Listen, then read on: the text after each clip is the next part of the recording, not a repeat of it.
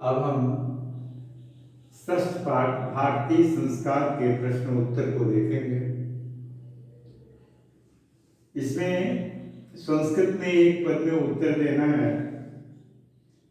पहला प्रश्न है, भारतीय संस्कृति परिचय केभ्यः जायते। भारतीय संस्कृति का परिचय किससे जाना जाता है? उत्तर एक पद में होगा, संस्कारेभ्यः, संस्कारों से। दूसरा प्रश्न है, शैक्षणिका संस्कारा कति सन्ति। शैक्षणिक संस्कार कितने हैं? उत्तर एक पद में होगा, पंच। तीसरा प्रश्न है, सप्तपदी क्रिया कस्मिन् संस्कारे विधीयते। उत्तर होगा, विवाह संस्कारे। चौथा प्रश्न है, भारतीय दर्शनस्य मुख्य उपादान किम। भारतीय दर्शन का मुख्य उपादान क्या है? उत्तर होगा, संस्कारः। पांचवा प्रश्न है, सीमंतो नयनम केषु संस्कारेषु गण्यते। सीमंतो नयन किन संस्कारों में गिना जाता है? उत्तर होगा, जन्म पूर्व संस्कारेषु। छठा प्रश्न है, अन्नप्राशनम केषु संस्कारेषु गण्यते। उत्तर होगा, शैशव संस्कारेषु। अगला प्रश्न है, पुरा शिष्य वेदारंभम कुत्र करोति स्म।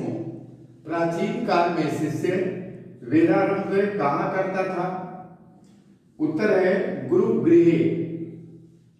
आठवां प्रश्न है, संस्कारा प्रायेण कति विधाः सन्ति। संस्कार प्रायः कितने प्रकार के होते हैं? उत्तर होगा, पंच। अगला प्रश्न है, कति संस्काराः सन्ति। कितने संस्कार हैं? उत्तर होगा, षोडश, 16। अगला प्रश्न है, जन्म पूर्व कति संस्काराः भवन्ति। जन्म के पहले कितने संस्कार होते हैं? उत्तर है, त्रयः, 3। अगला प्रश्न है, शैक्षणिकाः संस्काराः कति भवन्ति। शैक्षणिक संस्कार कितने होते हैं? 5। अगला प्रश्न है, अंत्येष्टि संस्काराः कदा भवति। अंत्येष्टि संस्कार कब होता है? उत्तर में मरणाद अंतरम, मृत्यु के बाद। 13वां प्रश्न है, गृहस्थ जीवन से एका संस्कार कब। गृहस्थ जीवन का एक संस्कार कौन है? विवाह संस्कार। अगला प्रश्न है, अक्षरारंभ कीदृश संस्कार। अक्षरारंभ को कैसा संस्कार मानेंगे? तो शिक्षा संस्कार।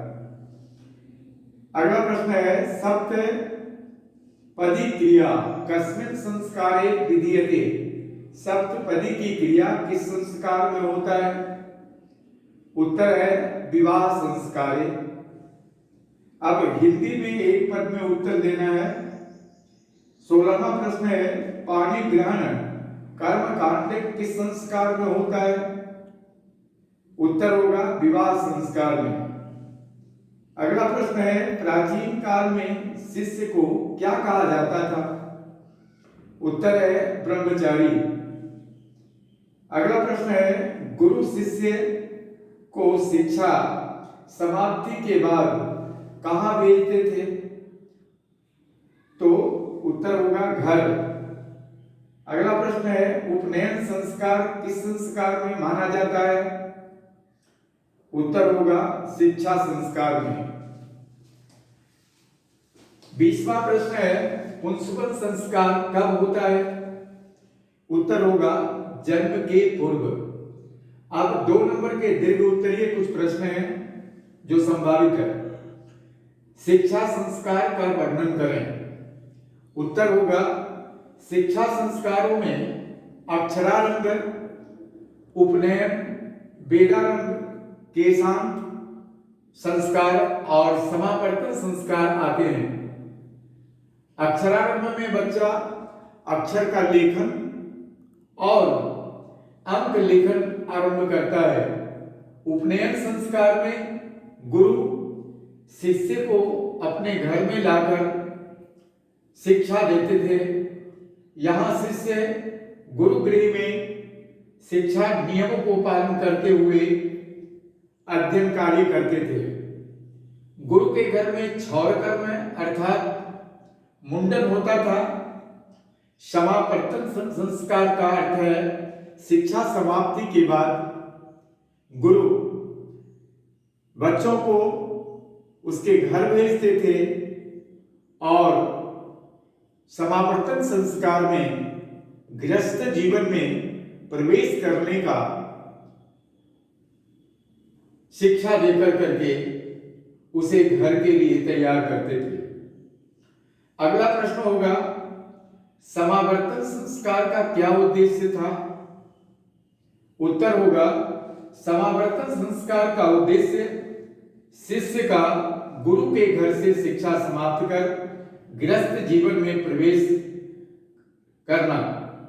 शिक्षा समाप्ति के बाद गुरु अपने शिष्य को जीवन का मुख्य उद्देश्य को समझाकर उपदेश कर अपने घर को भेजते थे, उसके माता पिता को सौंपते थे। अंतिम प्रश्न है, संस्कार कितने हैं? संस्कार 16 हैं। 3 जन्म पूर्व संस्कार, गर्भाधान, सीमंतोन्नयन, पुंसवन। 6 शैशवावस्था के संस्कार, जात कर्म, नामकरण, अन्नप्राशन, निष्क्रमण, कर्मवेद और चूड़ाकर्म।